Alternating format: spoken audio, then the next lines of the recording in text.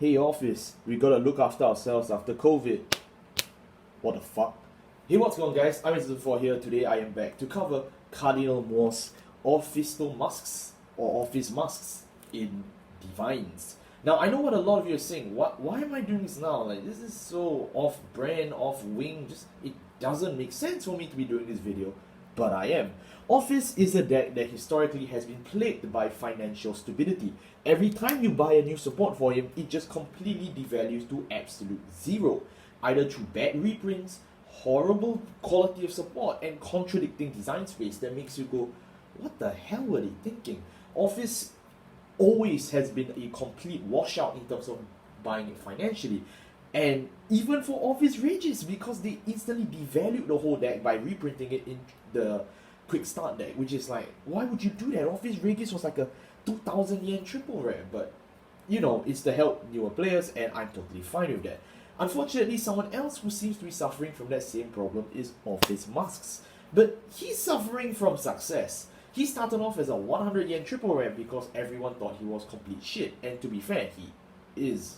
But with innovation from the newer support through lab testing and tons of lucky breaks and some cheating along the way, Orfist Masques has risen to become a complete meta powerhouse in DBT 12, but he kind of died in DBT 13 and he has a 100% loss rate to Shiranui. No points if you guess why he loses to Shiranui. But today I'm going to cover him in DivineZ. I strongly believe that DivineZ has given him a lot of things that he would actually need to stay relevant. That is a 54 size card deck and energy. So today I'm going to be going through Orfist Masques in context with the newer support with their format. But if you are saying, wow, I really don't like Orfist Masques, I really prefer my Catholics to be poor and to be pure and healthy, you can check the links in the description. I've already covered regular Orfist Regis in DivineZ. So for those of you who don't want to buy the mask support or you are just not interested, you can check that link in the description. I will also put in the links in the description the link to my DivineZ video, because, you know, just to help you guys, for those of you who want to learn about the format changes.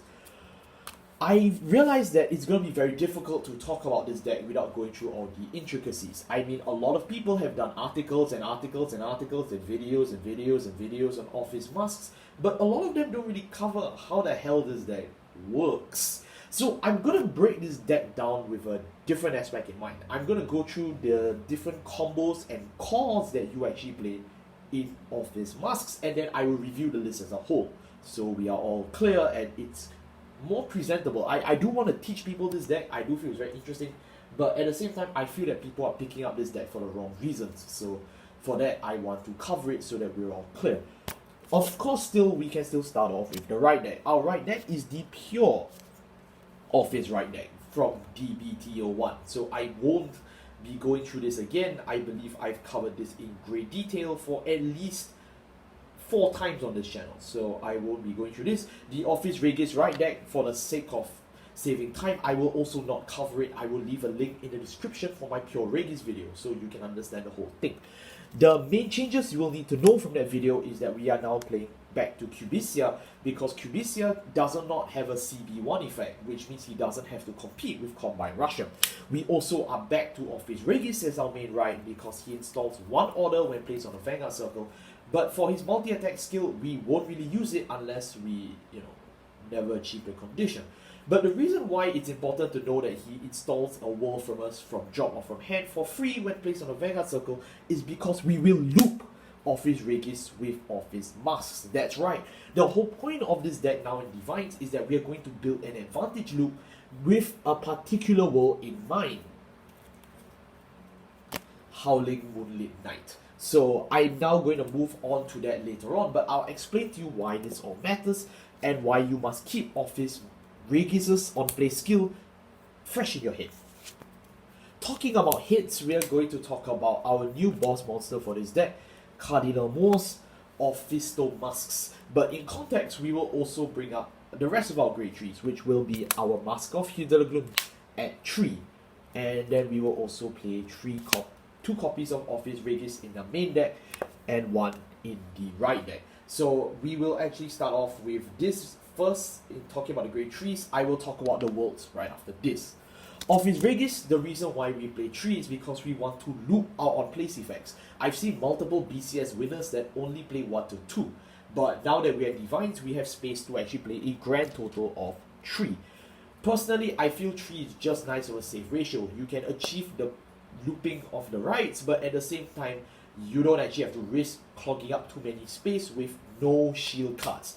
No shield cards are a huge issue in Orfist because of the large number of orders we play. But I've designed it to be a relatively safe ratio so that it mirrors my Orfist Regis pure deck profile. So that you still have enough shield to live, but you also now get additional drive. And I know what you're thinking.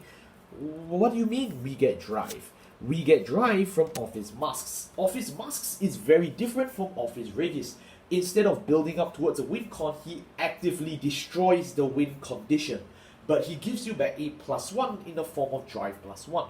This is in grand contrast to Orfist Regis, who built up your win con in Worlds, but he will force you to discard 1 for his multi-attack skill. What do I mean? Orfist Masques, this unit can only be placed on the grade 3 of an Orfist name. So, okay, that's fine. Destroy an Orfist from your hand, soul, or drop. So that means you just remove one Orfist of a different name. It cannot be destroying another copy of Orfist Masques. You have to destroy an Orfist Regis, or if you play the original Orfist in this deck, of which I ask you, why? You can immediately install a World Order from your drop zone into your field spell zone for free. So it's very similar to Orfist Regis, and later on in this deck profile, we are still playing the Great Polaxis Dragon, which means we now have a grand total of 3 ways to superior install orders. It's not bad, but the reason why the card was branded as a 200 yen card when it came out is because it seems like a very low payoff at face value. But because we are looping Orfist Regis over and over and over again in the main deck, what happens is you actually get 2 orders per turn via superior set. Not even playing your normal order.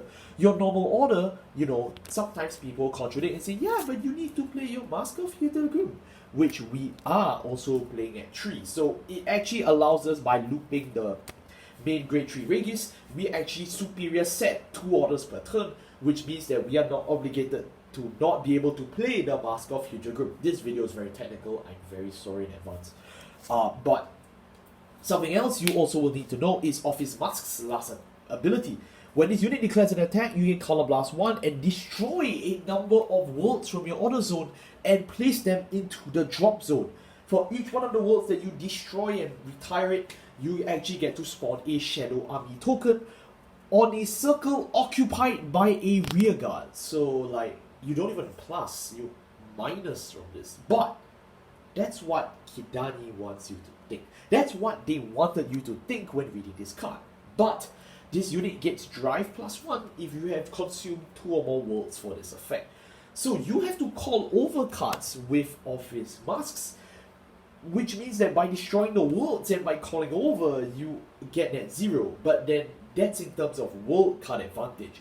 You get drive +1, which is insane for Brandt because, if you've played Brandt, you would be aware that we actually have a second win condition in every Brandt deck.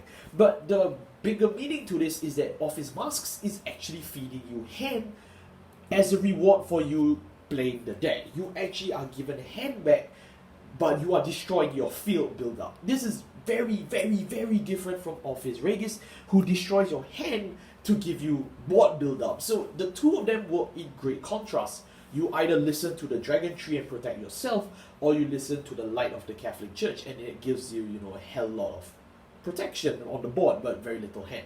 So it's very different from this deck, and of course, you may be wondering, how do I get numbers from this? That is all through the Master of Hidden. You play this as a normal order, you can look at the top 5 cards in your deck, you can add a card with Dragontree or Masques from among them, add it to your hand. So this counts for Orfist Masques as a searcher, kinda, or you can search out your Dragontree Wretch. In this case, we play Cyber Kaitul in this deck. But another thing you want to note is that this also allows you to superior Persona right. By using this card's ability in the drop zone, if your Vanguard is not a Masques unit, you can move this card into your soul, and then you superior right a Masques unit from your hand. And if if your opponent's grade 3 or greater, you can activate Persona Ride. So yeah, it's superior Persona Ride. That is again another showing to why Orfist Masques is a great going second deck. But you can also superior ride this going first. Don't be afraid to Persona Ride going first. I think, not Persona Ride, Superior Ride going first. Because the Orfist Masques effect and the triple drive threatening a grade 2 Vanguard is actually a lot stronger than most people take record for. A lot of articles will tell you, oh, you don't have to ride Orfist Regis, you don't have to ride Orfist Masques as soon as possible. But the thing is that there are some situations you actually do.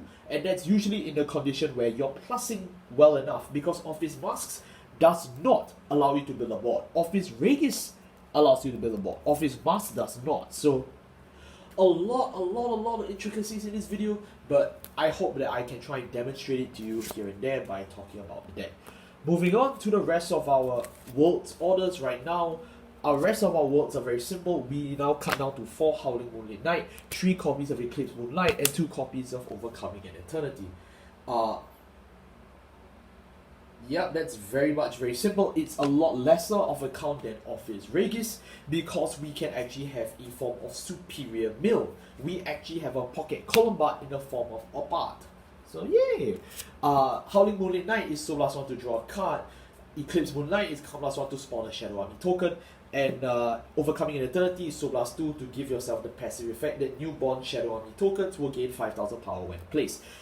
All of them don't matter because you will destroy your worlds with Orfist Masques. So just use it to cycle to build up. The main one you want to cycle is clearly at a 4-off, which is through Howling Moonlit Night. And I know what you're saying, but honest, how much soul do you get?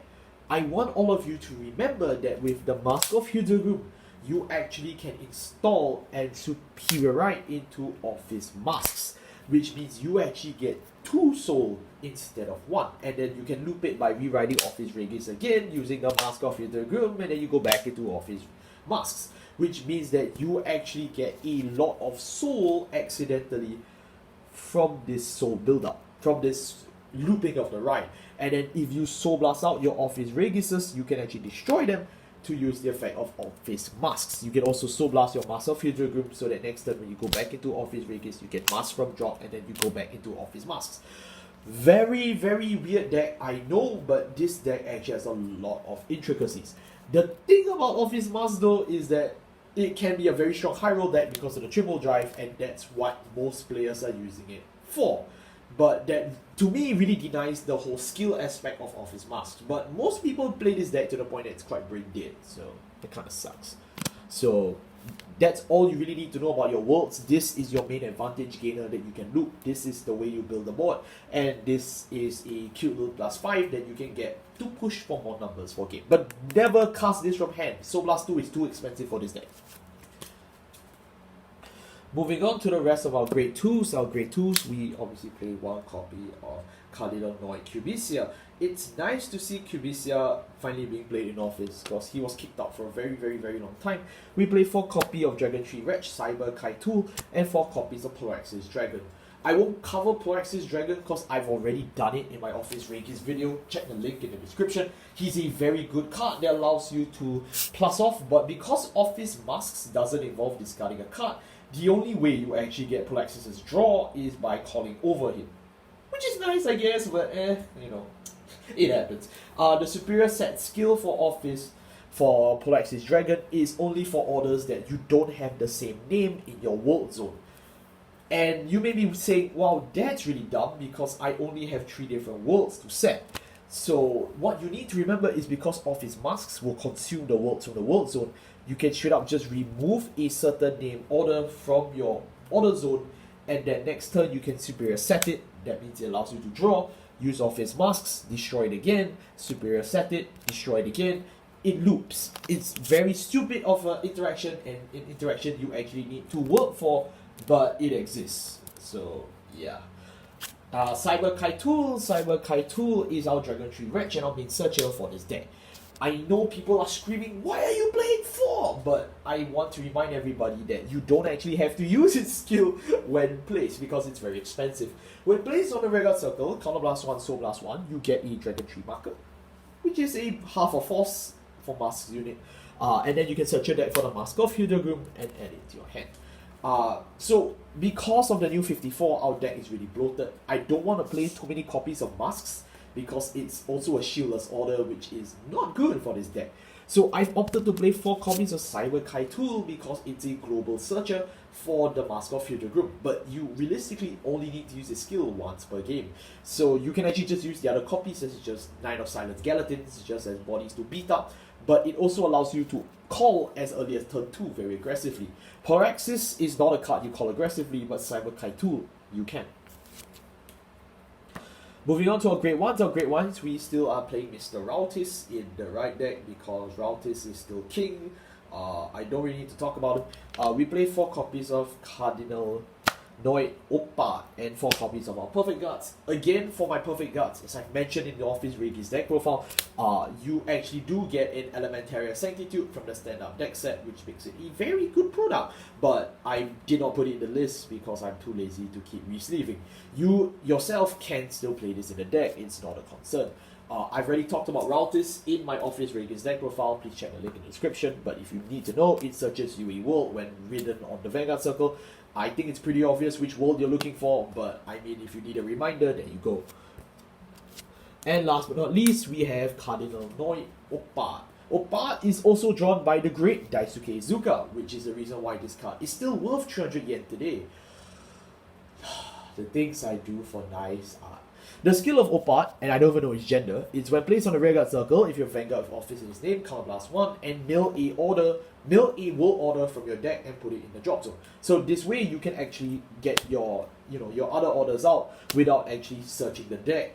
Stupidly, you get a direct set order to mill from your deck, which is good, but it costs you a counterblast. So yeah, that's the issue with Oppa though. It's very expensive for the skill, but for putting the world in circulation, I'll say it's pretty worthwhile. It's definitely way better than that loser Grunder, because Grunder actually can whiff. Now that the deck size is getting bigger and bigger, top 7 doesn't really mean much anymore, so this guy is way better. Or girl, I'm sorry, or girl. The skill of Oppa as well, when retired during your turn, if you are in...